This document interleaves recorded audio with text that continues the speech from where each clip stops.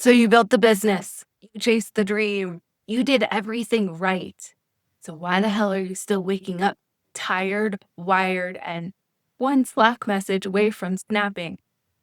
In this video, I'm going to break down the hidden habit that is quietly draining your energy, even when you have implemented all the calendar hacks, even when you've hit the revenue goals, even when you've got the team to back you up.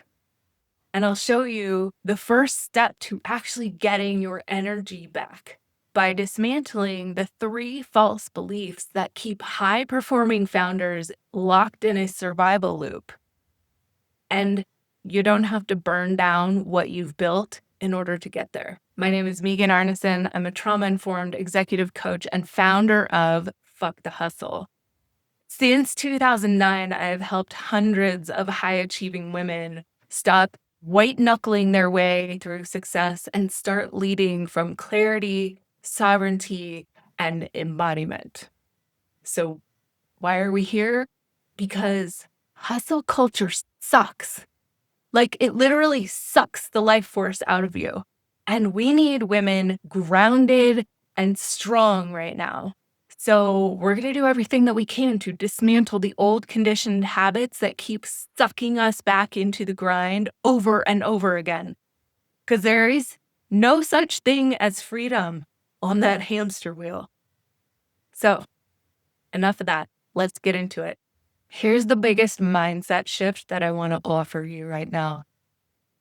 Chronic hyper responsibility, what some people call overfunctioning, isn't a failure of discipline. It is a nervous system survival pattern. So let me explain. This is a pattern where you take on more than your role actually requires, where you do for others what they could or should be doing themselves, where you try to control every moving part because you don't fully trust that it will get done otherwise. So on the surface, it looks like dry. It looks like high standards. It looks like just being thorough. Underneath, it's most often fight or flight, blended with high functioning freeze. So the fight part is the compulsion to control, to fix, to manage everything. The freeze part is the underlying fear of slowing down. And if you've spent years or decades being rewarded for this, your body hardwires the belief that constant doing is safe. That's why you don't just need better boundaries or a better planner or yet another productivity hack. All those are great, amazing, surface level tools though, but they'll only be truly effective when your nervous system isn't running the show in survival mode. When your body trusts that it's safe to step back without everything falling apart. Because until you change the state that you're operating from, you'll keep recreating the same patterns, even when you have the best systems in the world. And that shift does happen in your head. You need to retrain your body to feel safe when you're not performing, when you're not incessantly actioning. Because here's the truth that none of the productivity gurus are talking about. Stillness feels like imminent death to a dysregulated nervous system that has been wired to equate worth with output. Mic drop. So I used to think being on all the time meant I was winning. I used to run high-end corporate events. I was on an airplane every 2 weeks, finalizing the details on the next event while flying to the first one. I was available 24/7 and then some to my clients and their guests. I was running on caffeine and adrenaline, and I was trying to be all the things to all the people, except me. My body was screaming. I was young and vibrant. I was a master of making it all look really good on the outside, but I was not thriving. In fact, I was barely surviving in a nonstop state of high functioning dysregulation. But when I finally started learning to work with my nervous system many years later, everything shifted. I learned how to finally slow down, to pause, to find stillness, and to create safety within my body so that those lower states didn't feel like death anymore. I didn't just feel better, I led better. Everyone could feel it. My energy increased. I focused better. My client list grew. My revenue increased. And I want that for you too. I will share the longer version of this story in another video, including how I didn't fully learn the lesson the first time and ended up burning out a few more times before it really stuck. Everything I do here is to help you shortcut that process so that you don't have to learn it the hard way over and over again like I did. So here's the thing. When your body's default safety pattern is hustle, control, and over responsibility, it will fight you every time you try to slow down. Even when you want to, even when you know intellectually that it is the right thing to do. And that's why you can have the team, the revenue, the perfect systems, and still feel like you can't stop holding it all. So those false beliefs that we're about to unpack, they're not random. They're the mental stories that your brain created in order to make sense of the state that your nervous system is already stuck in. And here's the thing, you can't just change the belief and expect your whole world to shift. Mindset work without body work is like painting over rust. So if you want to lead differently, you have to address both the story and the state that your body is living in. So let's talk about the first. Maybe you've had this thought, I just need to delegate more. I just need to hire better. But the truth is, if your body doesn't feel safe letting go, no org chart, no team retreat, no perfect hire is going to solve this for you. This isn't just a skills problem, it's a nervous system problem.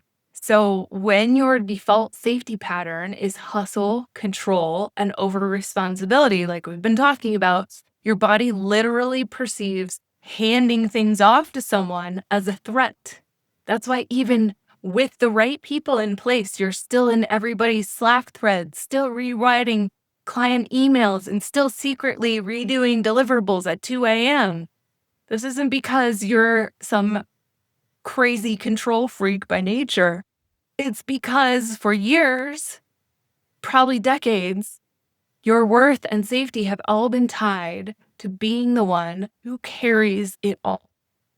And until you address that wiring in your body, your brain will keep inventing reasons why you just can't let go.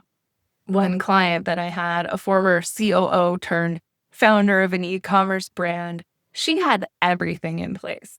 She had a capable team, she had really clear SOPs, plenty of revenue, but her body still wouldn't let her rest. She'd open her laptop at night saying, I just want to check one thing. And she'd end up redoing her team's work for hours. So we didn't work on delegation skills, though. We worked on nervous system safety for her to release control without spiraling. And the result? Her team stepped up. Of course they did. She finally stopped hovering. And the extra mental space opened up an entirely new revenue stream because she finally had the space after years to really get creative. She had been too overextended to even see that before. So you know you're in this loop and you want a way out, download my free guide. It's called Fuck the Hustle, Fix Your Energy. It is a powerful starting point with very practical stools. It is a powerful starting point with very practical tools to start interrupting the survival patterns that keep you trying to carry it all. Grab it below. The link's down there in the description. Okay, false belief number 2. I just need more willpower so that I can stick to my boundaries. Listen, most people think they need willpower to stick to their goals, and they apply the same thinking to boundaries. But the truth is, in both cases, willpower is a short-term fix. It's a mental override that you can only sustain for so long. And the second your nervous system senses a threat, it will throw those boundaries out the window. So if your body has been wired to equate your worth with being useful, with being responsive, with being always on, then the moment you try to slow down, to say no, to stop responding immediately to everyone and everything, your system will read that as unsafe. That's why boundaries without nervous system work will always collapse under pressure. And listen, this isn't because you're lazy. It's not because you're bad at boundaries. It's because your body has been trained to overcompensate to keep you safe and to keep you relevant. Another founder that I worked with was constantly drained, but she had morning routines. She was in therapy. She did breath work. She had all the tools, and she was militant about using them. But she couldn't stop checking her phone at 5 a.m. So what did we do? Well, I'll tell you what we didn't do. We didn't add more rules. She was already so overstructured, and the goal was to release some of that pressure. So we worked on helping her body feel the difference between pressure and presence, and get still and quiet enough to notice the physical cues of safety versus survival. That's when everything changed. She stopped reacting by default and started choosing how she wanted to respond, even in really high stakes situations. Her leadership got stronger. Her relationships got deeper. People told her she got her spark back. So listen, if you want to feel the difference between pressure and presence for yourself, come inside the Fuck the Hustle private membership community. You will get access to my workshop, The Nervous System is Your Strategy, which shows you exactly how to start leading from regulation, not reactivity. False belief number 3. I just need a break. Yeah, breaks are helpful, but without regulation, they don't restore your capacity. They just hit pause on the chaos, and you come back to the same patterns, the same pace, the same pressure. Because again, this is not a calendar problem. This is a capacity problem. And here's why this is happening. Because when your nervous system lives in overdrive, meaning you're in sympathetic fight or flight, rest can feel like danger. So you swing from push to crash, from overdrive to shutdown, from hustle to burnout. And when you're in that pendulum swing, you're in a high functioning freeze response. That pendulum is what burns you out, not the work alone, but the nervous system state that you're working from. Capacity isn't created by simply taking time off. Sure, sleeping through the first 3 days of your vacation will help you feel better in the short term, but does it really serve you? Capacity is created when your body feels safe enough to do less without panicking. That is when you get real rest and develop a new relationship to energy. This is where we rewire your relationship to urgency, to responsibility, to effort. Leadership in your power years, and that to me means 40 plus, it demands a different kind of fuel. Not adrenaline, not caffeine, not external validation. It runs on clarity, rhythm, and deep self-trust. And none of that comes from trying to force a new mindset.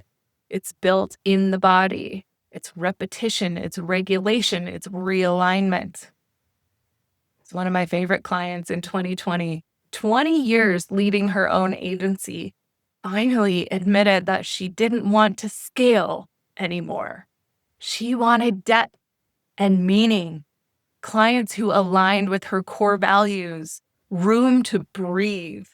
So, yes, we recalibrated her offers and her systems, but we started with her nervous system, with her capacity to hold more space with less strain. Next thing you know, she fired 3 clients and doubled her revenue because when she walked into a room with real presence and power, clients felt it. Everyone felt it. And she got to choose them instead of waiting for them to choose her. So here's something that you can try the next time you feel that urge to just push through. I'm going to invite you to inhale gently through your nose, fill up your belly first, and then your chest. And then exhale through your mouth like you're trying to blow little bugs away from your mouth, right? You don't want to inhale them in. You want to blow them away. Mosquitoes or gnats or midges, whatever you can imagine. Make sure the exhale is 1 to 2 seconds longer than the inhale.